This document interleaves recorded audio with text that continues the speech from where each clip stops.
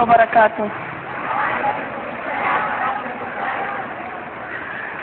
نحمده ونصلي على رسوله الكريم.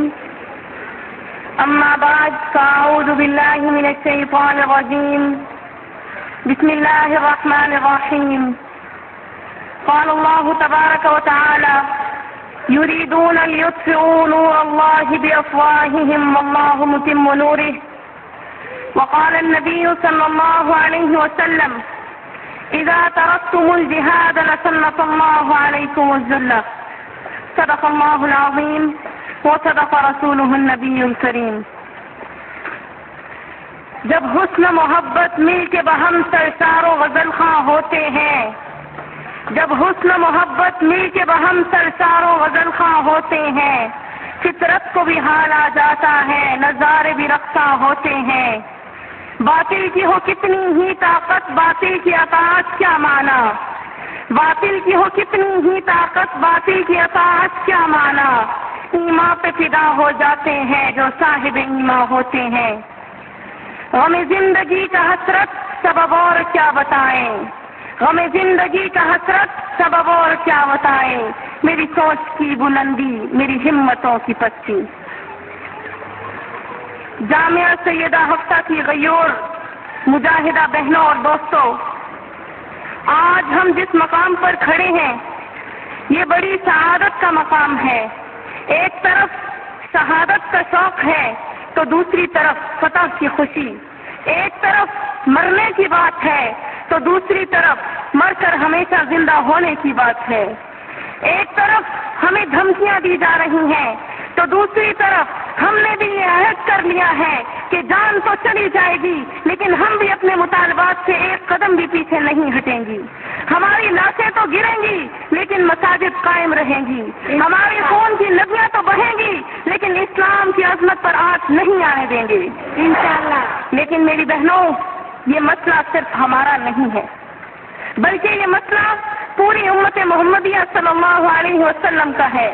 یہ مسئلہ ہمارے صدر صاحب کا بھی ہے، یہ مسئلہ ہمارے وزراء کا بھی ہے، ہمارے پولیس اور فوجی بھائیوں کا بھی ہے، یہ مسئلہ انتظامیہ والے بھائیوں کا بھی ہے، یہ مسئلہ ہمارے طلبہ اور عوام کا بھی ہے. مسئلہ کیا ہے؟ وہ مسئلہ یہ ہے کہ ہمارا پیارا ملک جو ہمیں اپنی جانوں سے زیادہ عزیز ہے، یہ اسلام کے نام پر بنا تھا تو آج تک اس میں اسلام نافذ کیوں نہیں ہوا؟ جب یہ ملک اسلام کے نام پر بنا تھا تو اس میں مسلمانوں کو کیوں رسوا کیا جا رہا ہے؟ اس کی زمین مسلمانوں کے لیے کیوں تنگ کی جا رہی ہے؟ جب یہ ملک اسلام کے لیے بنا تھا تو یہاں آئے دن اسلام کے علمبرداروں کو کیوں شہید کیا جا رہا ہے؟ ملک کے اندر اوریانی فحاشی کو کیوں فروغ مل رہا ہے؟ جب یہ ملک اسلام کے لیے بنا تھا تو یہاں مجاہدین کو کیوں ذلیل کیا جا رہا ہے؟ جب یہ ملک اسلام کے لیے بنا تھا تو یہاں اسلام کے قلعوں یعنی مساجد اور مدارس کو کیوں گرایا جا رہا ہے؟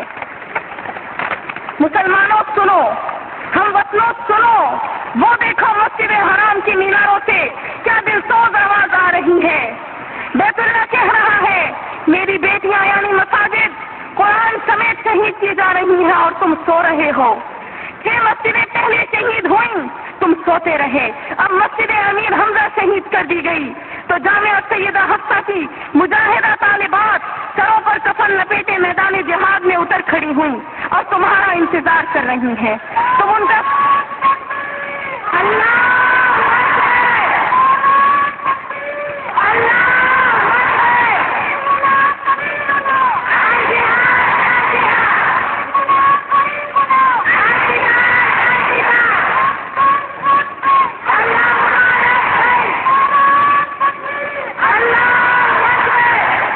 مسجد امیر حمزہ شہید کی گئی تو جامعہ کی سیدہ حفصہ کی مجاہدہ طالبات سروں پر کفن لپیٹے میدان جہاد میں اتر کھڑی ہوئیں اور تمہارا انتظار کر رہی ہیں.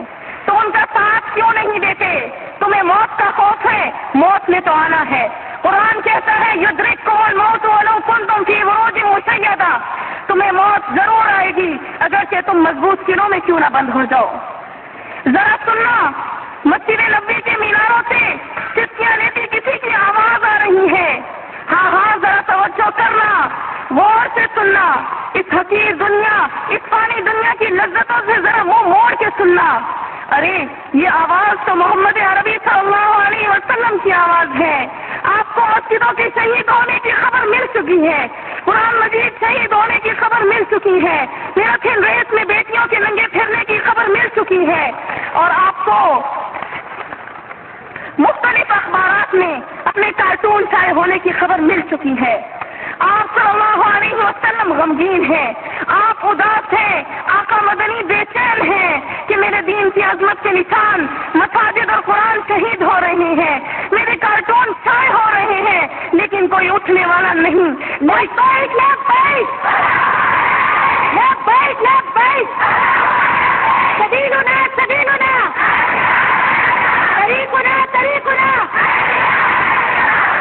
کوئی کہتا ہے ابھی میدان میں اترنے کا وقت نہیں آیا, کوئی کہتا ہے یہ تعلیم کا وقت ہے, کوئی کہتا ہے ہمارے پاس قوت نہیں ہے, کوئی کہتا ہے ہم نے احتجاجی مظاہرے کر دیے, ہم نے فون پر آواز بلند کر دی, ہم اس کے علاوہ کیا کر سکتے ہیں؟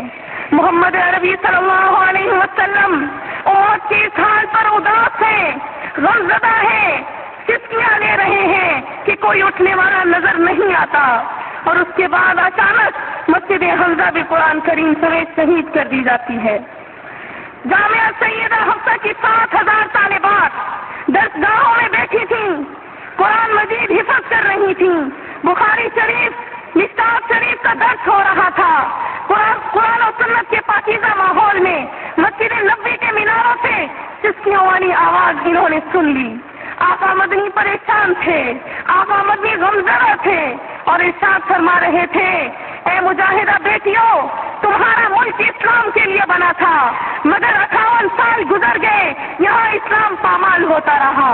اب مسجدوں پر مسجدیں شہید ہونے لگیں, قرآن کا تقدس پامال ہونے لگا, لیکن مجھے کوئی اٹھتا نظر نہیں آ رہا.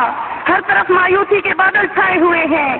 مولانا عبداللہ شہید کی روحانی بیٹیوں, مجھے یہ اطلاع بھی مل چکی ہے کہ تم پر 2 مرتبہ پولیس حملہ کر چکی ہے. تم نے اس کا بڑی جرت اور بہادری کے ساتھ مقابلہ کیا, پولیس کو پسپا کر دیا. تمہاری 100 طالبات زخمی ہوئیں, لیکن تم پھر بھی ڈٹی رہیں.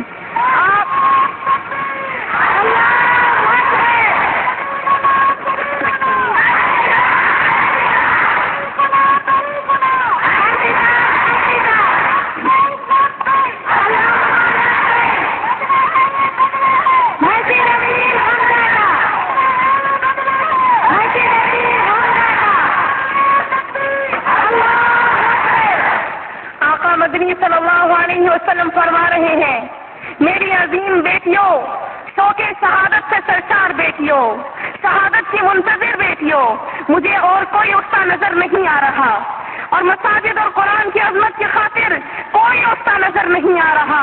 لہذا